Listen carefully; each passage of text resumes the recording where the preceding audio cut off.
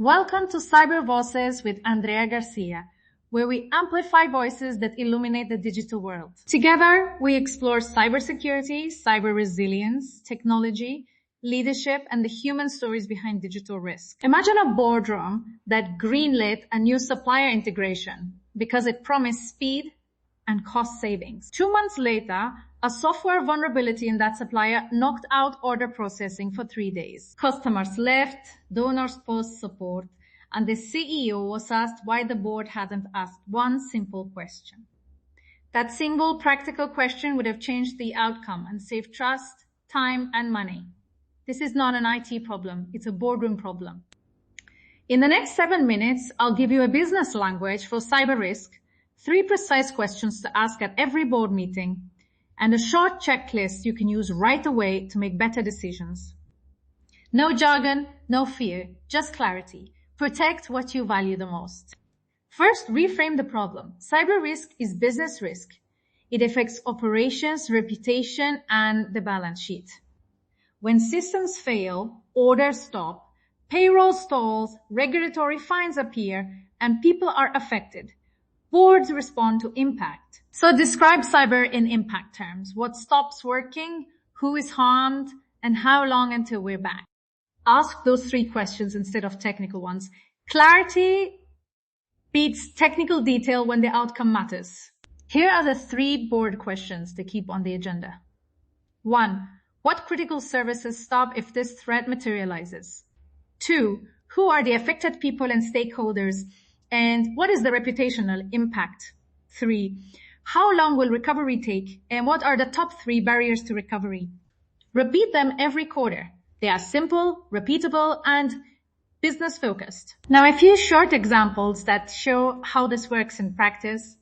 First, a small manufacturer relied on a cloud invoicing tool from a third-party vendor. An unpatched vulnerability caused a 4-day outage. Production slowed, suppliers asked for cash up front, and the board faced a liquidity squeeze.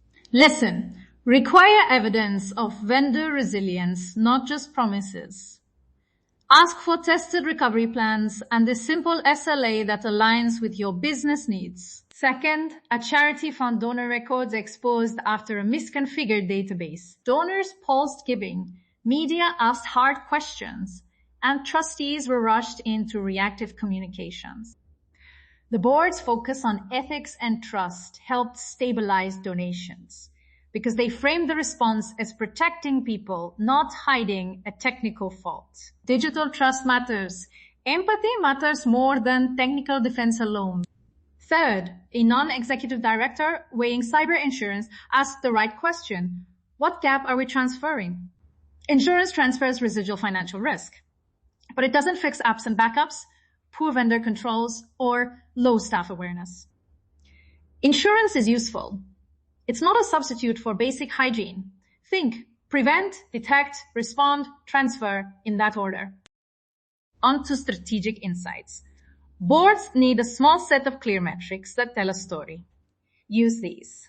Mean time to detect, mean time to recover, percentage of critical vendors with tested continuity plans, time to notify affected parties, and the percentage of staff who've completed targeted security training. Keep the dashboard short, 5 metrics that map directly to business impact. Decision thresholds help turn metrics into action. Example thresholds. Escalate to the board if MTTR exceeds agreed tolerance, or if more than one critical vendor fails a resilience test, or if customer impacting incidents spike above baseline for 2 consecutive months. Low friction, high impact controls include offsite backups and tested restores, multi-factor authentication for key roles, simple supplier resilience checks, and quarterly tabletop exercises. These actions are affordable and they materially reduce exposure. A word on people. Behind every incident, there are staff who worked late, customers who lost trust, and communities that rely on services. Cybersecurity is about people before technology. When boards lead with empathy, prioritizing clear communication and fair treatment, recovery is faster and reputation damage is mitigated. Leadership in the digital era means protecting people as well as profit. Before we close, here is a concise checklist for your next board conversation. 1. Ask the 3 practical questions I shared. What stops? Who is harmed? How long to recover? 2. Request a dashboard of 5 metrics: MTTR, MTTD, critical vendor resilience, notification time, staff training completion. 3. Adopt 3 low-friction actions this quarter: verified backups and restores, MFA for critical accounts, and a supplier resilience test. 4. Clarify insurance scope, what it covers and what it does not. If you found this useful, we'd love to hear how you use the checklist. Share your questions or board experiences with us on our social channels. Tweet, post, or message using the handle linked in the episode notes. We'll collect practical examples and build a simple template to share back with the community. Thank you for listening to Cyber Voices. Remember, cybersecurity is not only about technology. It is about protecting what we value most. Stay curious, stay resilient, and take care in the digital world.